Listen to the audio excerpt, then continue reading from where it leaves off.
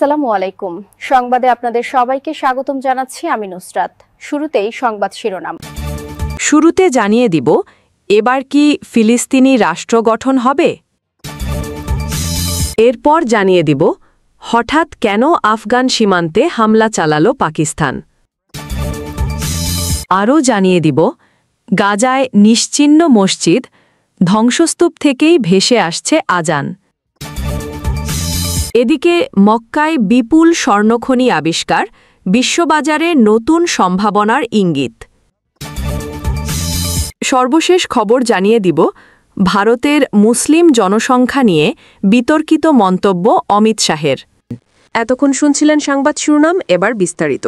তবে আপনাদের কাছে ছোট্ট একটি অনুরোধ, এই ভিডিওটিতে একটি লাইক এবং কমেন্ট করে জানিয়ে দিন কোন জেলা থেকে বা কোথা থেকে আপনারা আমাদের এই ভিডিওটি দেখছেন এবং শুনছেন। ফিলিস্তিনের গাজায় 2 বছর পর কার্যকর হল যুদ্ধবিরতি। ইসরায়েলের নির্বিচার হামলা বন্ধ, ত্রাণ আসছে, আর ধ্বংসস্তূপের মধ্যেও ফিরে আসছেন বাস্তুচ্যুতরা। এটাই কিছুটা স্বস্তি দিচ্ছে উপত্যকার বাসিন্দাদের। সমঝোতা অনুযায়ী হামাসের হাতে থাকা ইসরায়েলি জিম্মিরা মুক্তি পাচ্ছেন। তবে প্রশ্ন রয়ে গেছে, হামাস কি অস্ত্র ত্যাগ করবে? ইসরায়েল কি দখলদারিত্ব থামাবে? এ পর্যন্ত নিশ্চিত কোনো উত্তর নেই।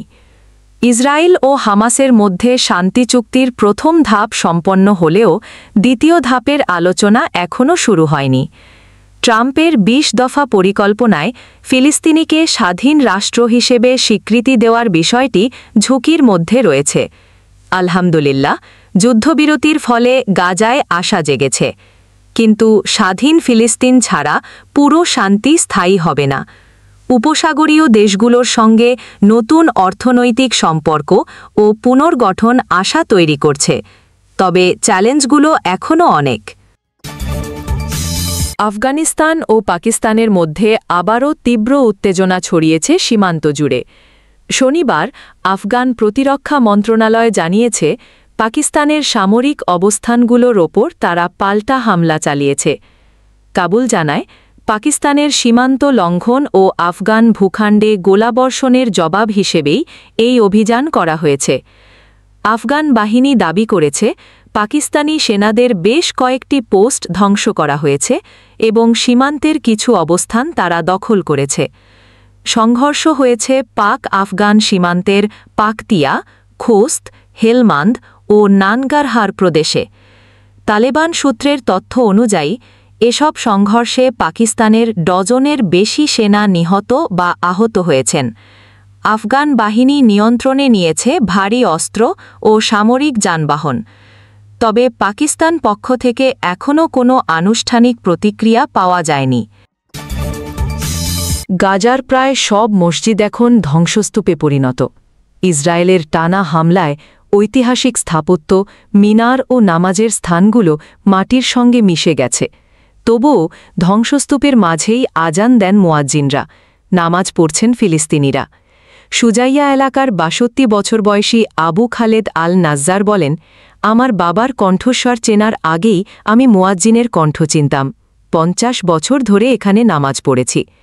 গাজার সরকারি মিডিয়া অফিস জানিয়েছে, উপত্যকার 1244টি মসজিদের মধ্যে 835টি পুরোপুরি ধ্বংস এবং 180টি আংশিক ক্ষতিগ্রস্ত হয়েছে। এর মধ্যে আছে শতাব্দী প্রাচীন মামলুক ও অটোমান যুগের মসজিদ। পুরনো শহরের গ্রেট ওমারি মসজিদের ধ্বংসাবশেষে 27 বছর বয়সী মাহমুদ কান্দিল খুঁজছেন কিবলা দেয়ালের পাথর। তিনি বলেন, এখন শুধু ধুলা। মনে হচ্ছে তারা শুধু ভবন নয়, আমাদের স্মৃতিও মুছে দিতে চায়। তবুও ফিলিস্তিনিরা হাল ছাড়ছে না। 74 বছর বয়সী উম্মে ওয়ায়েল বলেন, যেখানেই থাকি আল্লাহ আমাদের কথা শুনবেন, আমরা কোরআন পড়ব।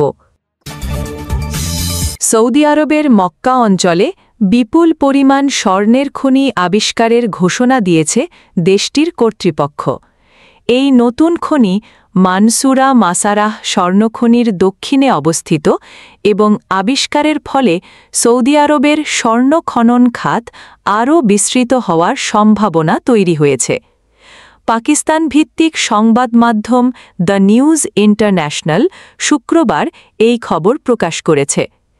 আরাবিয়ান গালফ বিজনেসের প্রতিবেদনে বলা হয়েছে নব আবিষ্কৃত খনিটি প্রায় ১২৫ কিলোমিটার জুড়ে বিস্তৃত, যা ইতিহাসে অন্যতম গুরুত্বপূর্ণ খনজ আবিষ্কার হিসেবে বিবেচিত হচ্ছে। এই খনি সৌদি আরবের ভিশন 2030 উদ্দেশ্যের অংশ, যার মূল লক্ষ্য তেলের ওপর নির্ভরশীলতা কমিয়ে বিকল্প খাত, বিশেষ করে খনিজ শিল্পকে অর্থনীতির প্রধান স্তম্ভে পরিণত করা। রাষ্ট্রীয় খনিজ কোম্পানি মা আদেন জানিয়েছে, প্রাথমিক বিশ্লেষণে প্রতি টন মাটিতে সর্বোচ্চ 20.6 গ্রাম স্বর্ণ পাওয়া গেছে। মা আদেনের প্রধান নির্বাহী রবার্ট উইলে বলেছেন, এই নতুন আবিষ্কার মক্কাকে বৈশ্বিক স্বর্ণখনি মানচিত্রে নতুন উচ্চতায় নিয়ে যাবে। বিশেষজ্ঞরা মনে করছেন, নতুন খনিটি সৌদি আরবের স্বর্ণ উৎপাদন ক্ষমতা বহুগুণ বৃদ্ধি করবে, কর্মসংস্থান সৃষ্টি করবে এবং আন্তর্জাতিক বিনিয়োগ আকর্ষণে গুরুত্বপূর্ণ ভূমিকা রাখবে।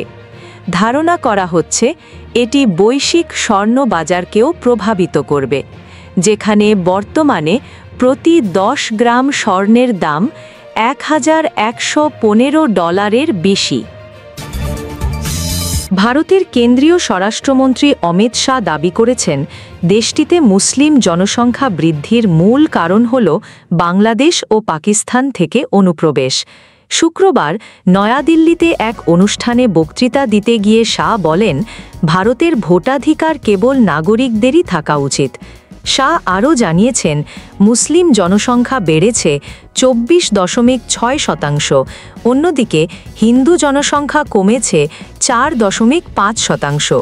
তার মতে এই পরিবর্তন প্রজনন হারের কারণে নয়, বরং সীমান্তে অনুপ্রবেশের ফল। তিনি বলেন, ভারতের দুই প্রান্তে পাকিস্তান সৃষ্টি হওয়ার পর থেকেই অনুপ্রবেশ চলছে, যা জনসংখ্যাগত পরিবর্তনের মূল কারণ। শাহ অভিযোগ করেন, অনুপ্রবেশকারীদের ভোট ব্যাংক হিসেবে ব্যবহার করা হচ্ছে। কিছু রাজনৈতিক দল সীমান্তবর্তী অনুপ্রবেশকারীদের রক্ষা করছে, কারণ তারা সেখানে ভোটের সুবিধা খোঁজে।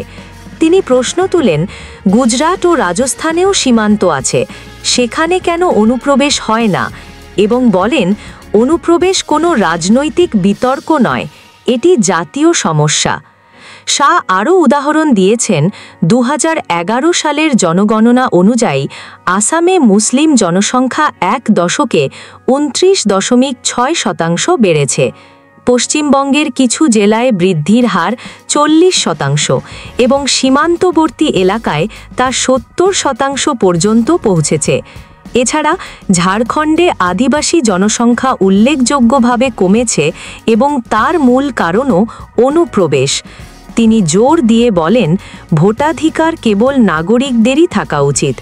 অনুপ্রবেশের কারণে ভারতের সংবিধানের মূল চেতনা বিকৃত হচ্ছে। শাহের বক্তৃতায় স্পষ্ট, দেশের নিরাপত্তা ও জনসংখ্যাগত ভারসাম্য রক্ষায় কেবল কেন্দ্র নয়, রাজ্য সরকারকেও দায়িত্ব নিতে হবে। দর্শক, সম্পূর্ণ ভিডিওটি দেখলেন, আশা করি বিষয়টি বুঝতে পেরেছেন। এ নিয়ে আপনার গুরুত্বপূর্ণ মন্তব্যটি অবশ্যই কমেন্ট বক্সে জানিয়ে দিবেন। ধন্যবাদ।